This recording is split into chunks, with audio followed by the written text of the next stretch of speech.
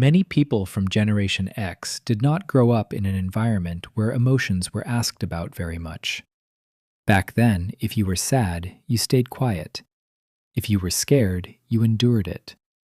When something difficult happened, the familiar question was usually not, "Are you okay?" but, "Take care of it yourself," "Stay strong," or "Don't make a big deal out of everything." It may sound cold, but that was how many families at the time functioned. Parents were busy working, money was not abundant, life carried a lot of pressure, and adults were also struggling with their own exhaustion. Because of that, Gen X children learned something very early. Personal feelings were not always placed first. The work still had to be done. Problems still had to be solved on their own, and sadness was often kept inside.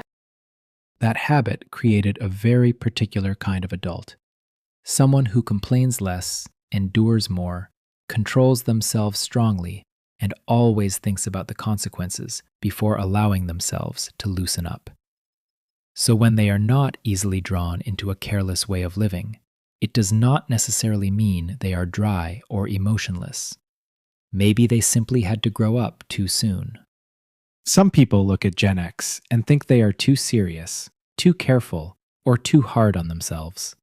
But in psychology, the ability to pause before acting is closely connected to self-control, delayed gratification, and risk awareness.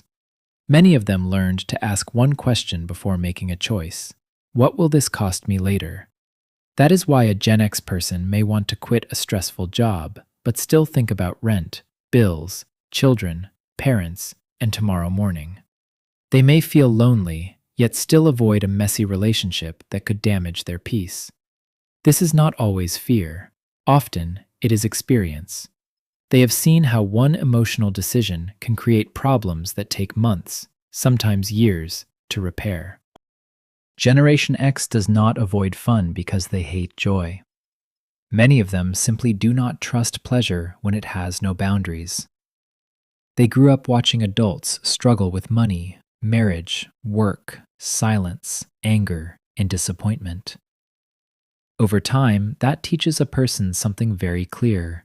Stability is not guaranteed. You have to protect it. A younger person might see a wild night as freedom. A Gen X adult may see the next morning, the missed responsibility, the broken trust, or the damage no one else will fix. That is why they often seem controlled. Underneath that control is a memory of what happens when life becomes unstable and no one arrives to clean up the mess. There is a kind of person who looks completely normal while carrying more than anyone can see. They show up on time, answer calmly, do the work, take care of others, and never explain how heavy life has become. This is very common among Gen X. They were not raised in a time when emotional language was used every day. Sadness was often swallowed. Fear was managed quietly. Exhaustion was treated like something you had to push through. Psychology shows that suppressing emotions may help someone appear composed, but it can also make connection harder. People cannot support pain they never get to see. So when Gen X refuses to fall apart, it may not mean they are peaceful. It may mean they learned how to suffer without making noise. For many young people, freedom means trying new things, speaking honestly, leaving what feels wrong, and living closer to personal emotion. That is not automatically bad. Every generation has its own language for life. For Gen X, freedom often means something else: not being trapped by debt, not disappointing the family, not losing work, and not creating problems that will follow them for years. They may not need to prove they are free by breaking every limit. A quiet home, stable income, fewer surprises, and a life that does not collapse under one bad decision can feel like freedom to them. So when they hold back, they are not always refusing life. They may be protecting the peace they fought very hard to build. This conversation would be wrong if it turned into, Gen X is better and young people are careless. That is too simple. Not every young person lives recklessly, and not every Gen X adult is disciplined. The real difference is environment. Younger generations grew up with more public conversations about mental health, boundaries, identity, personal choice, and emotional needs. Gen X came from a time when people were often expected to handle things quietly and keep moving. One generation learned to express pain more openly. The other learned to survive by containing it. Neither story is perfect. Both carry pressure.